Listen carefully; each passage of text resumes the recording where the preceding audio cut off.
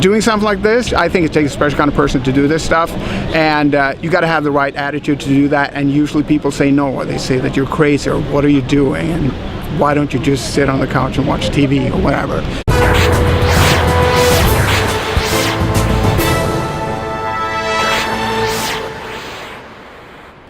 With just one day to go until the teams start their 3,000-mile journey, we look at what it takes just to get to the start of the race. We are quite an international team.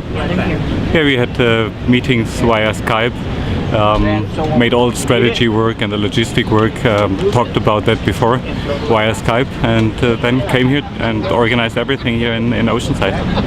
I think the hardest part of RAAM is making sure that the riders and the crew come together and work as a team. I think it's really easy to ride. I think riding's the really easy part. And I don't say that lightly because, you know, the terrain is quite difficult. But I also know that mentally for the crew, it can be quite tough. You know, pulling long shifts, riding behind riders that are doing, you know, 12 to 14 miles an hour. It can be quite tiring for them. So I think knowing that we're all going to go through pretty much the same emotions, high and low, and to be able to support each other during that time is really important. I think the toughest is getting right here to this inspection lot, and the second toughest is the year-long fundraising efforts from the riders. You know, they've worked their butts off to not only to train to be ready to go across the U.S. as quickly as possible, but have tirelessly raised money for Intrepid Fallen Heroes Fund, and you know, we're up to over $620,000 raised above operating costs. We are truly just winging this thing, and read a lot of books about other people doing this, and they plan for 18 months. But I think the strength that we have in our teams, everybody works with problem solving with what they do. One of my favorite quotes from movies is Ed Harris playing Gene Kranz in Apollo 13, that failure is not an option, and that is what it is. There's always a solution. It always works out somehow. It just matters how much you apply yourself. You know, it doesn't take a great cyclist to race RAAM. I think if you've got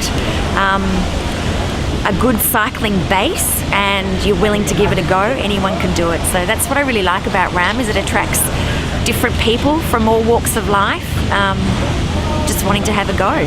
The limits that we have, we put in our minds ourselves. And if you just break that whole thing down, you can do whatever you want to do. After my first Ironman, I realized that anybody can do an Ironman. The problem is up here. If you say that you can't, then you can't. If you say they can do something. So I definitely agree with that. Anybody can do this. So I'm really excited we got this team together. We're so psyched about doing this. I can't wait to get this thing started, and it's going to be such a blast. I think we're going to have a blast. If I don't suffer, if something doesn't go wrong, then it's kind of not. It's not the race across America, I think. I'm Tara Roberts in Oceanside, California. Check back tomorrow for what we've all been waiting for, the start of the race across America.